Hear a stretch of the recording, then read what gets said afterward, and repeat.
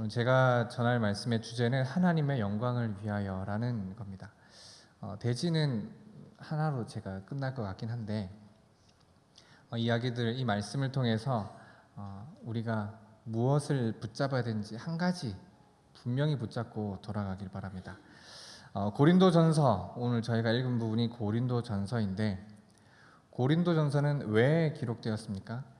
이전에 아마 큐티를 통해서 또 이 부분을 또 나누셨기 때문에 고린도전서가 그렇게 낯설지는 않으실 겁니다. 고린도전서가 왜 기록이 되었을까요? 무엇 때문에 기록이 되었습니까? 누가 기록했는지는 아시죠? 네, 너무 쉽기 때문에 대답을 안 하실 수도 있겠지만 한번 누가 기록했는지 아십니까? 그렇죠, 바울이 그러면 누구에게 보냈나요? 고린도 교회에 보냈습니다. 이 보낸 이유는 그곳 가운데 굉장히 문제가 많아서죠. 바울이 고린도 교회 2차 선교 여행 중에 고린도 교회에 가서 이렇게 교회를 개척을 했습니다. 그러고 나서 한 18개월 정도 있다가 그곳을 떠나게 되는데, 그곳을 떠난 이후에 보니까 여기에는 굉장히 많은 문제가 있음을 소식으로 듣게 되었습니다. 그것이 너무나도 안타까워서 이곳 가운데 어떻게 신앙인으로서 바르게 살아가야 되는가, 이 부분을 점검해 주기 위해서, 알려주기 위해서 이 편지를 쓰고 있는 것이죠.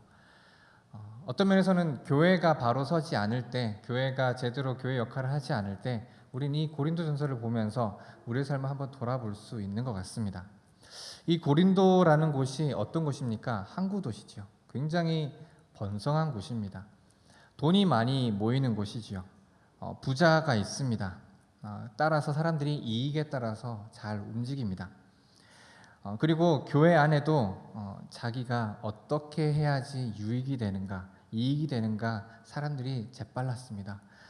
그것 때문에 이 사람들은 편을 가르기도 했고, 그것 때문에 분쟁이 이 안에 있었습니다. 돈이 많이 모여서 그런지 이 안에는 많은 문화들이 있었는데 그 중에서도 음란한 문화가 있었지요. 특별히 여기에 이방신들을 제사하는 가운데는 굉장히 음란한 문화들이 있었습니다. 차마 말할 수 없을 정도로, 표현하기 너무나도 끔찍할 정도의 그런 음란함이 있었습니다. 때문에 이 교회 안에도 이런 우상 숭배의 문제, 음란함의 문제가 참 가득했습니다.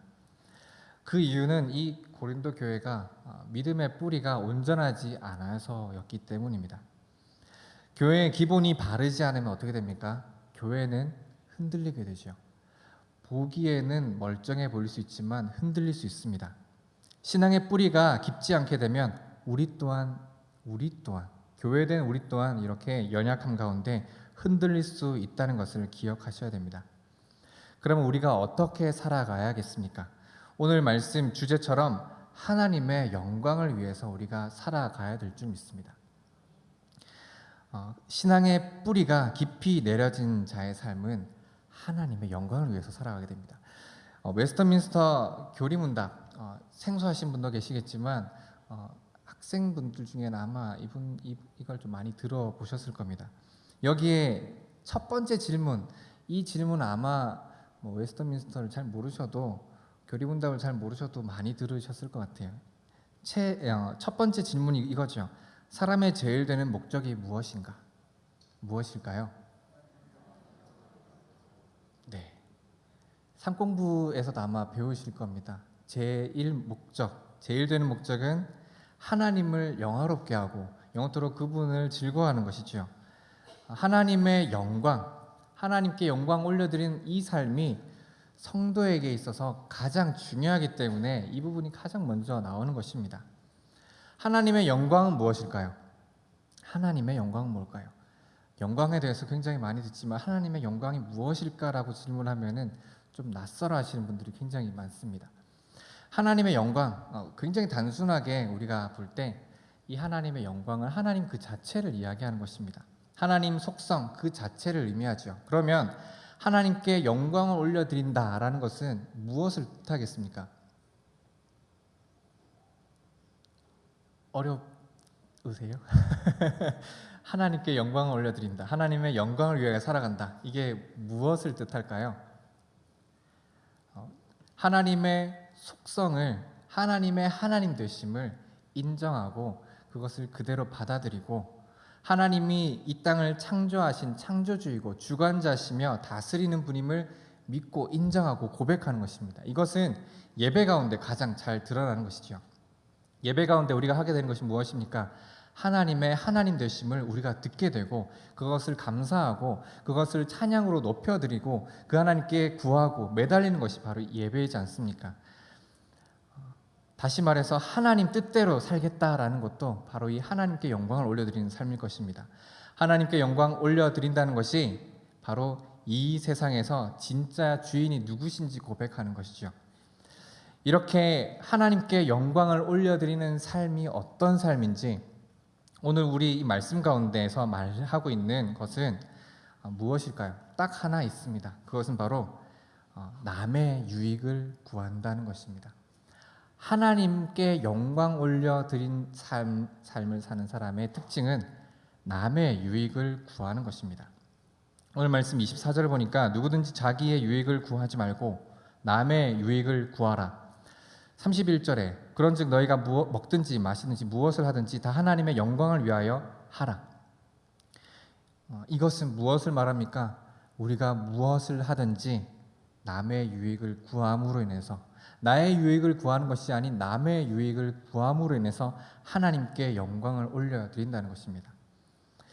이 땅에 살아가는 사람들 중에 자유를 누리는 사람들이 있죠. 이 자유가 무엇입니까? 우리가 하고 싶은 대로 하는 것이 어떤 면에서는 자유이죠. 그런데 이 땅에서 그렇게 자유롭게 살다 보면은 또 제재를 받습니다. 왜냐하면 나에게 있어서 자유로운 것이 누군가에게 있어서는 그 사람의 자유를 침범하는 그런 일들이 나타나기 때문입니다. 그래서 우리가 자유롭게 할 수 있으되 또 남의 자유를 제한하는 그런 부분에서는 우리가 이 자유라는 것을 절제할 수 있어야 됩니다. 이것이 세상의 방법이죠. 그런데 이것이 또한 우리 영적인 부분이기도 합니다. 자유 아래 있는 우리도 이렇습니다. 죄의 영향력 아래 있던 우리는 이전에는 죄만 따르고 살았죠. 하지만 그리스도의 보혈로 인해서 우리는 그 죄로부터 자유함을 얻게 되었습니다. 한마디로 이제 이전에 있었던 그 율법으로부터의 그런 정죄함에서 우리가 벗어나게 되었습니다.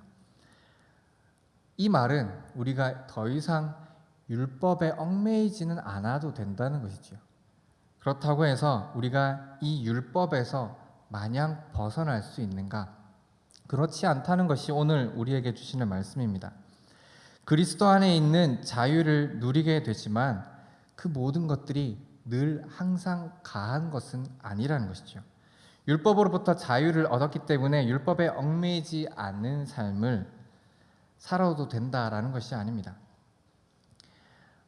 이전에 먹고 마시는 것에서 이제 조금 이전에는 먹고 마시는 것을 조심스럽게 여겼다면 어떤 면에서 이제는 그런 부분에서 좀 자유로울 수 있을 것 같습니다. 그런데 하나님께서 그런 부분에 있어서 베드로에게 이렇게 이야기하셨죠. 사도행전 10장에 하나님께서 거룩하지 못한 짐승을 이렇게 베드로에게 먹으라고 이야기를 하실 때 베드로가 그것을 거부합니다. 내가 결코 먹지 않겠다.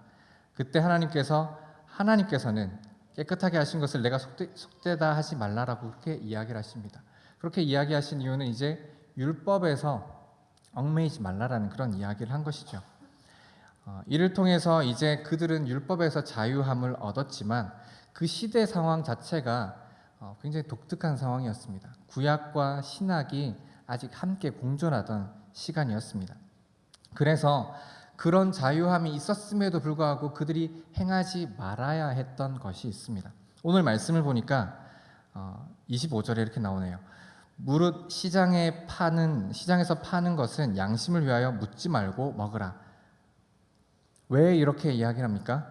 그 다음 절 나오죠. 시편 24편 1절 말씀에 근거한 말씀입니다. 이는 땅과 거기 충만한 것이 주의 것입니다. 하나님께서 깨끗하게 하셨고 이 모든 것들이 하나님께 속한 것이기 때문에 더럽다 하지 말고 그냥 양심에 거리낌이 없으면 먹으라 라고 이야기를 하는 것입니다.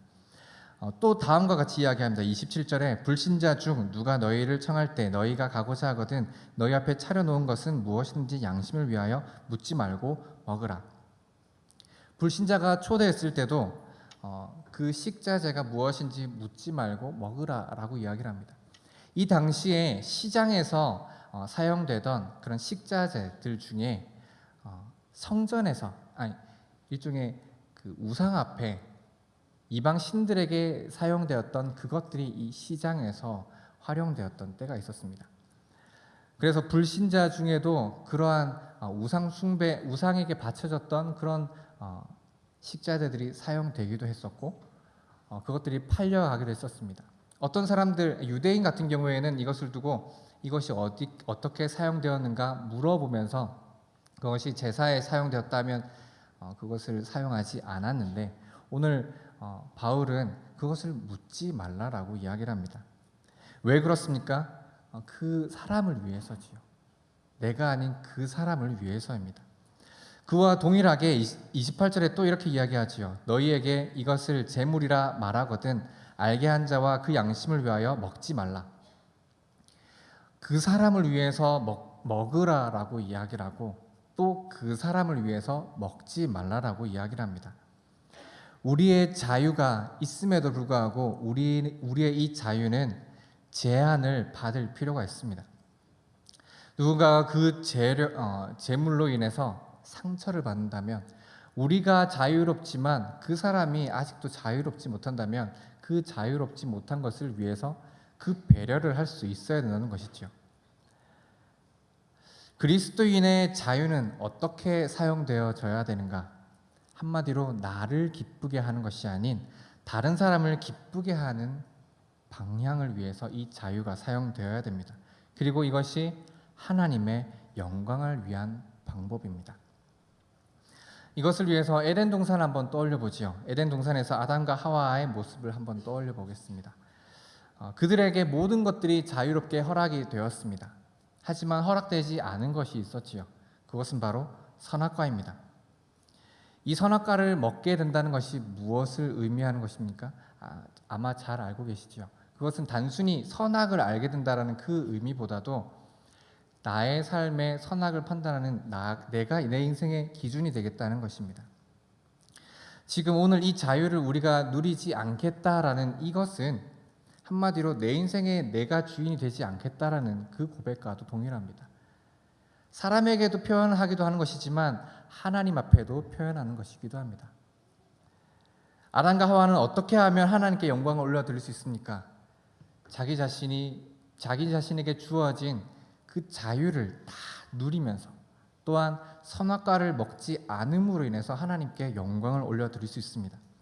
어떤 면에서는 나에게 있는 나의 모든 바람을 구하는 것이 아닌 다른 사람을 위해서, 어떤 면에서는 하나님을 위해서 그 모든 것들을 내려놓을 때 그것이 하나님께 영광이 된다는 것이죠. 그런데 우리가 이 땅을 살아보면, 우리가 이 땅에서 남의 유익을 구하면서 살다 보면, 다른 사람을 위하면서 살다 보면 그것이 참 쉽지 않다는 것을 발견하게 됩니다. 우리가 남을 위해서 살아가는 삶이 어떤 줄 아십니까? 쉽지 않은 것이 얼마나 쉽지 않냐면은 어떤 면에서는 참 더럽고 치사할 정도로 그것이 쉽지 않습니다. 그런데 이것이 십자가의 길이라는 것을 기억하셔야 됩니다. 십자가의 길은 고상한 길 같으세요?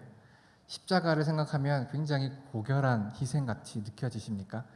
이 당시 사람들에게 이 십자가가 어떻게 느껴졌습니까? 고귀한 것이 아니죠. 고린도전서 1장 3절에 이렇게 이야기합니다. 우리는 십자가에 못 박힌 그리스도를 전하니 유대에게는 거리끼는 것이요 이방인에게는 미련한 것이다. 이것은 굉장히 부끄럽고 수치스러운 것이었습니다. 추하고 멀리하고 싶은 것이 바로 이 미련한 길이었습니다. 그런데 이 길에서 어떤 일들이 벌어졌습니까? 생명이 일어났습니다. 우리가 살다 보면 다 누리고 싶을 때가 있습니다. 다 하고 싶은 때가 있고 내 욕심대로 살고 싶고 내 방법대로 살고 싶은 때가 있습니다. 그런데 어떤 면에서는 우리의 이 자유가 제한받을 때가 오히려 은혜가 있다는 것을 기억하셔야 됩니다. 왜냐하면 내가 하고 싶은 일 다 하게 되면 어떻게 되는 줄 아십니까? 내가 바라던 대로 다 모든 일들이 이루어지면 어떻게 되는 줄 아십니까? 하나님이 잊혀지게 되는 것입니다. 우리가 먹고 살기 편하면 어떻게 되는 줄 아십니까? 하나님을 잊어버립니다. 안 그럴 것 같으시죠? 그런데 사람이라는 것이 그렇습니다. 몸이 편하고 마음이 편하면 하나님을 잊어버립니다. 우리가 인생에서 당하는 그런 수치와 어려움들, 그것들을 겪을 때마다 우리가 깨닫게 되는 것이 있습니다. 그것은 바로 이 땅의 소망이 나에게 있는 것이 아니다. 소망은 이 땅에 있는 것이 아니다. 진짜 소망은 이 땅에 있는 것이 아니다라는 것을 발견하게 되는 것입니다. 또한 십자가의 복음은 이렇게 희생하는 자들을 통해서 흘러가게 된다는 것을 우리는 꼭 기억해야 됩니다. 고린도전서 11장 1절에 내가 그리스도를 본받는 자 된 것 같이 너희는 나를 본받는 자 되라. 그리스도께서 어떻게 사셨습니까? 폼나는 인생을 사셨습니까? 그렇지 않으시죠? 예수님께서 사역하던 당시에 굉장히 많은 사람들이 예수님을 따랐습니다. 예수님께서 능력도 있으셨습니다. 출중했죠. 그래서 사람들 또한 예수님을 높이려 했고 지도자로 삼으려 했고 예수님이 굉장히 인기 있을 수 있을 그런 조건 가운데 있었습니다. 그런데 예수님은 그 자리를 피하셨습니다. 오히려 사람 앞에 있기보다는 조용한 곳을 찾으셨습니다. 예수님 같이 능력 있는 분이 있겠습니까? 그런데 예수님은 그런 능력을 누리면서 사시지 않으셨습니다. 오히려 비참한 그 십자가 가운데 나아가셨습니다. 그것이 하나님께 영광이 되는 길이었고 또한 그것이 사람을 살리는 길이었기 때문입니다.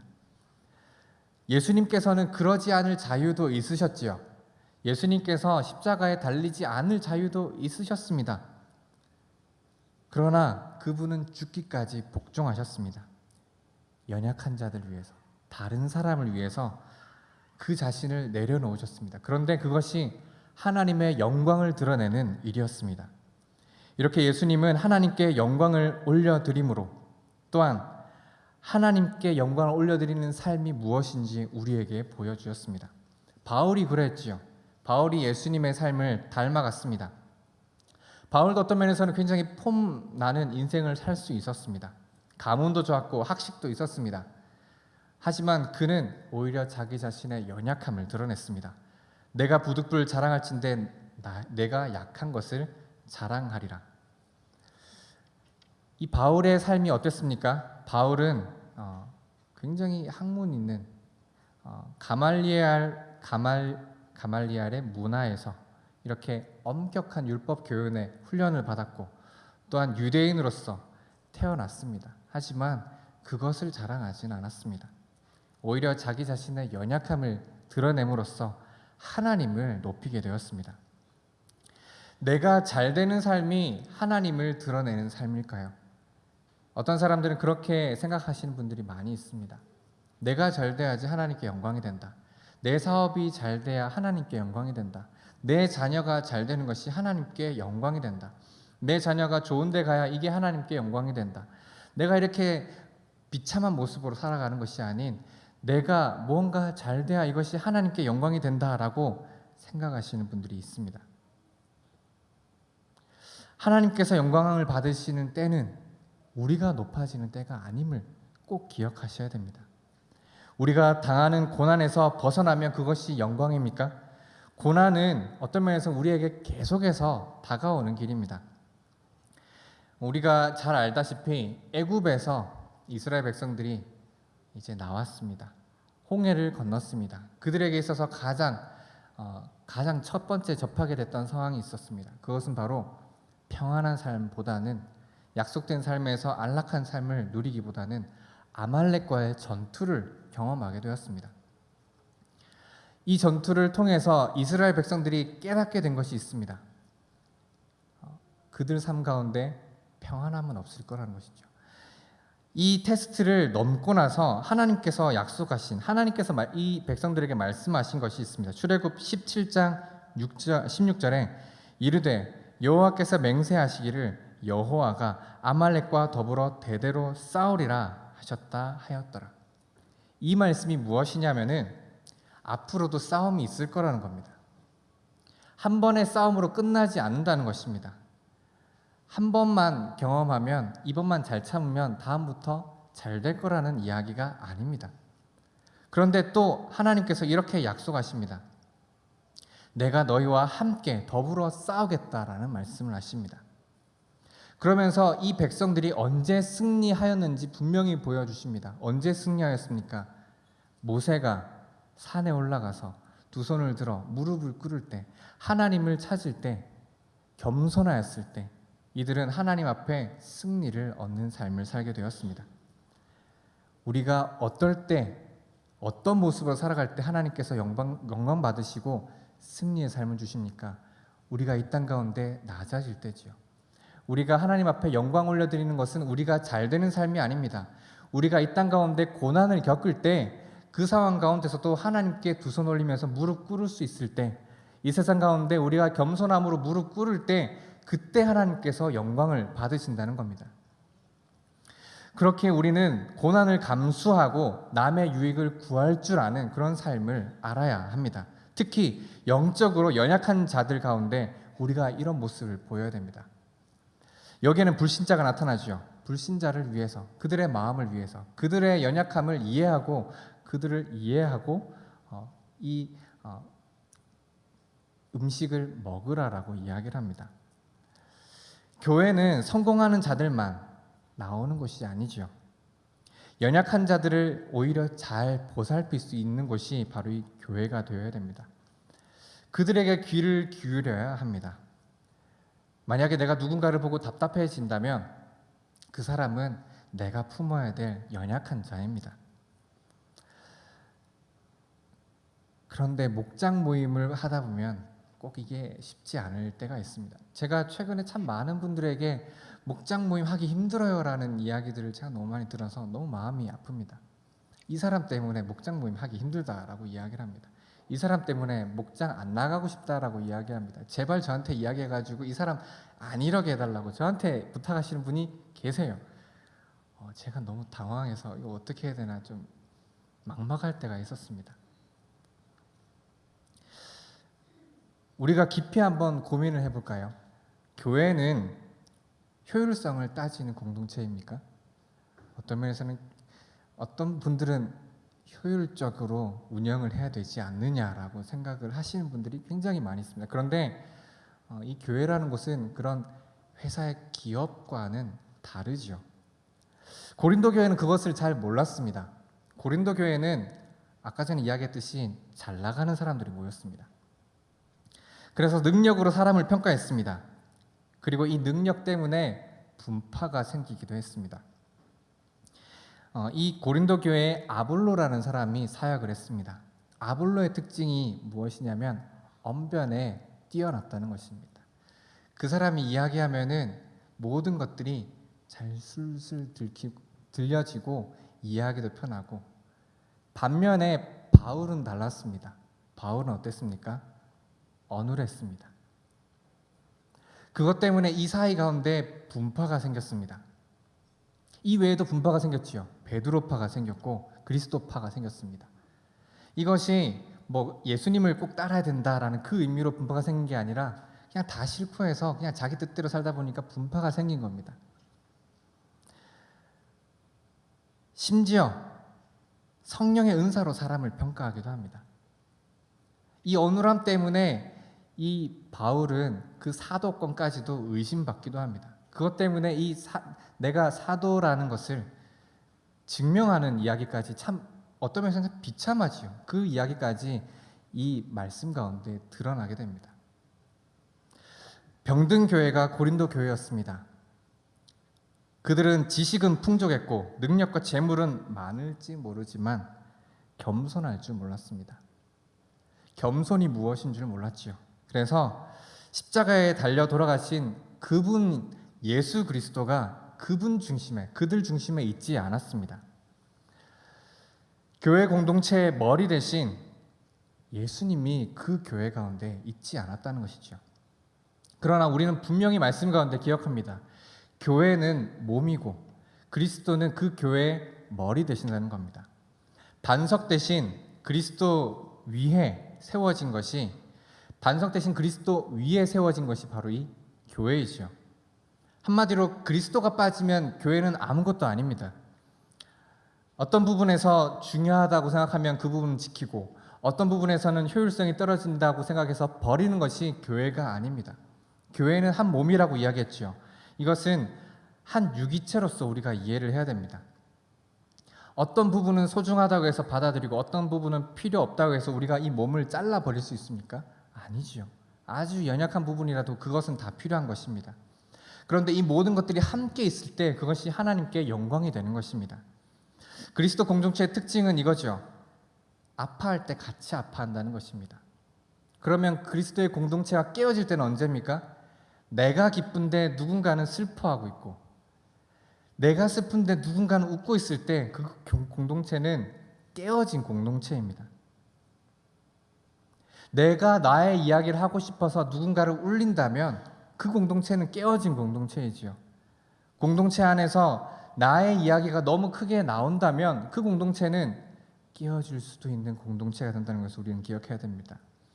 이 공동체가 어떤 공동체로서 역할을 해야 되는지 그 가장 작은 단위로 우리 가정을 한번 생각해 봅시다. 부모가 있고 자녀가 있습니다. 그런데 이 자녀가 참 많이 어립니다. 그래서 이 자녀를 위해서 건강한 부모라면 이 자녀를 위해서 어떻게 해야 됩니까? 이 자녀와 밥을 먹을 때 이 자녀에게 먹일 수 있는 그런 식단을 준비하겠죠. 덜 자극적인 그런 식단을 준비할 겁니다. 만약에 놀러 갔다고 생각해 봅시다. 놀러 갔는데 이 자녀를 위해서 이 부모는 기꺼이 이 자녀를 위해서 놀이기구를 포기할 때도 있고 걸음 속도를 맞춰갈 때도 있습니다. 그리고 이 아이가 아프면 어떻게 됩니까? 부모도 함께 아파하는 것이죠. 교회에는 이런 영적으로 성숙한 자도 있고 영적으로 어린이도 있습니다. 그런데 이렇게 영적으로 건강하지 않은 가정이라면 어떤 모습을 보일까요? 자기 먹고 싶은 대로 식단을 준비합니다. 네가 먹든 먹지 못하든 내가 먹고 싶은 대로 준비를 하는 것이죠. 그리고 만약에 놀러를 가면 어떻게 됩니까? 네가 따라오든 따라오지 못하든 자기 가고 싶은 대로 막 갑니다. 자기 놀고 싶은 대로 다 놀지요. 애는 울든 말든 막 놀이기구 다 타고 자기 혼자 싱글벙글하는 그런 모습이 드러날 겁니다. 만약에 아이가 아파도요, 그건 귀찮은 일이죠. 차라리 보내버리고 싶을 겁니다. 건강하지 못한 가정은 그런 모습을 보입니다. 하지만 건강한 가정이라면 어떻게 되겠습니까? 그 연약한 아이를 품는 것이 그것이 교회이지 않겠습니까? 그것이 가정이지 않겠습니까? 조금 모자라도 됩니다. 조금 부족해도 됩니다. 그러나 연약한 자는 우리가 붙들 수 있어야 됩니다. 이것이 하나님께 영광 올려드리는 그런 성도의 바른 삶이라는 것이죠. 왜 연약한 자를 우리가 돌봐야 됩니까? 그것은 하나님께서 우리를 먼저 그렇게 돌보셨기 때문입니다. 아까 전에 가정을 이야기했죠. 만약에 하나님께서 우리의 아버지 되시고 우리가 연약한 어린이라고 생각해 봅시다. 하나님께서는 우리를 위해서 그 메뉴를 맞추셨어요. 만약에 하나님께서 이제 얘야 이제 다 놀았으니까 집에 가자 했는데 이 아이가 더 놀고 싶어 합니다. 그럼 하나님은 어떻게 하실까요? 막 때려가지고 막 질질질 끌고 그 능력 있는 힘으로 애를 끌고 가가지고 집에 데려가겠습니까? 우리 하나님은 인내하시는 하나님이고 신실하신 하나님이고 사랑이 한없으신 분이시죠. 하나님은 기다리시죠. 그 자가 거기서 나올 때까지 기다리시죠. 우리가 그 하나님을 닮아가야 되는 줄 믿습니다. 우리가 참 연약한 자들을 많이 봅니다. 교회 안에도 참 연약한 자들을 너무 많이 봅니다. 근데 가끔씩 그분들을 감당하지 못해서 분노하시는 분들을 제가 볼 때면 너무 마음이 아픕니다. 교회가 찢겨가는 교회는 어떻습니까? 분쟁하는 교회지요. 내 이야기가 먼저 나오지요. 연약한 자들을 감히 돌볼 생각을 하지 않습니다. 세상에서 낮아지면 어떻게 됩니까? 교회 안에서 낮아지게 되면 그 공동체는 살아나게 되고 그 공동체는 하나님의 영광을 드러내게 됩니다. 반대로 이 공동체 안에서 우리가 살아나게 되면 어떻게 됩니까? 세상 가운데 우리가 살아나게 되면 어떻게 됩니까? 그 공동체는 죽어나는 것이고 또한 하나님의 영광은 떠나게 되는 것입니다. 어떤 공동체를 만들고 싶고 어떤 삶을 살기를 원하십니까? 하나님의 영광을 드러내는 삶을 살면서 영혼을 살리는 삶을 사시겠습니까? 아니면 하나라도 내 이익 더 취해서 내가 누릴 자유 다 누리면서 누군가는 죽어나가는 그 모습을 즐기면서 사시겠습니까? 하나님의 교회는 죽어가는 자가 많아야지 살아나는 줄 믿습니다. 우리가 평강을 누리지 못할 때 왜 못 누릴까요? 우리가 하나님께 영광을 올려드리는 삶을 살지 못해서, 그 삶이 어떤 삶인지 누리지 못해서 그런 겁니다. 영광을 올려드리지 못하는 삶은 심히 병들기 때문에 그 평강을 누리지 못합니다. 하나님께서 주신 평강이 무엇인지 누리지도 못하지요. 하나님께서 주신 그 은혜가 무엇인지 누리지 못합니다. 하나님께서 이렇게 미천한 나에게 주신 것이 무엇인지 누리지 못하는 사람은 그 은혜를 나누지 못하고 교만한 가운데 다른 사람을 해할 뿐입니다. 오늘 이렇게 고린도 교회는 그런 믿음이 연약한 자였습니다. 교회의 중심이 누군지 몰랐습니다. 교회의 중심이 그들은 사람이라고 생각했을지 모릅니다. 그들의 능력이라고 생각할지 모릅니다. 그들이 잘난 모습이 교회의 중심이라고 생각했을지 모릅니다. 그들이 잘날 때 하나님께서 드러날 것이라고 생각했을지도 모릅니다. 그런데 그 모습은 잘못된 것이었습니다. 하나님께서 드러나는 때는 그 공동체의 중심에 하나님께서 계실 때입니다. 하나님의 말씀을 따를 때이고 우리는 죽어날 때입니다. 연약한 자를 품음으로 인해서, 옆에 있는 사람이 연약한 자라면 그 사람들을 품음으로 인해서 오히려 하나님께 영광을 올려드리는, 또한 생명을 살려내는 우리 모든 은한가족 되시기를 간절히 소망합니다. 이 시간 이 말씀 들고 우리 한번 기도를 해봤으면 좋겠습니다. 분명히 있습니다. 내 마음을 아프게 하고 내 마음을 분노케 하는 사람이 있습니다. 내가 이해할 수 없는 사람이 있습니다. 차라리 이 사람은 없었으면 좋겠다라는 생각을 하는 그런 사람이 있습니다. 이 사람보다 차라리 이 사람이 낫지. 마치 세상 기업의 그런 운영 원리와 같이 사람을 끼우고 빼고 넣고 갈아치우는, 이 사람은 차라리 교회 안 나오는 게 낫겠다, 그렇게 여기는 사람이 있을지도 모르겠습니다. 우리 공동체 가운데 우리가 더욱더 죽어나가길 소망합니다. 연약한 자들을 품을 수 있기를 소망합니다. 그를 통해서 하나님이 살아나고 하나님의 영광이 드러나길 소망합니다. 모든 것이 가하나 모든 것이 유익한 것이 아니라고 했습니다. 내가 모든 사람에게서 자유로우나 스스로 모든 사람에게 종된 것은 더 많은 사람을 얻고자 함이라고 하였습니다. 우리가 죽어야지 더 많은 사람을 얻게 되고 더 많은 사람이 살아나게 되고 결국은 하나님의 영광이 드러나게 되는 줄 믿습니다. 이 시간 우리를 아프게 하고 우리를 연약하게 하는 그 사람을 위해서 기도하고요. 그리고 내가 그 사람을 위해서 내 자신을 더욱더 내려놓을 수 있기를 이 시간 다 함께 주여 한번 부르짖고 기도하도록 하겠습니다.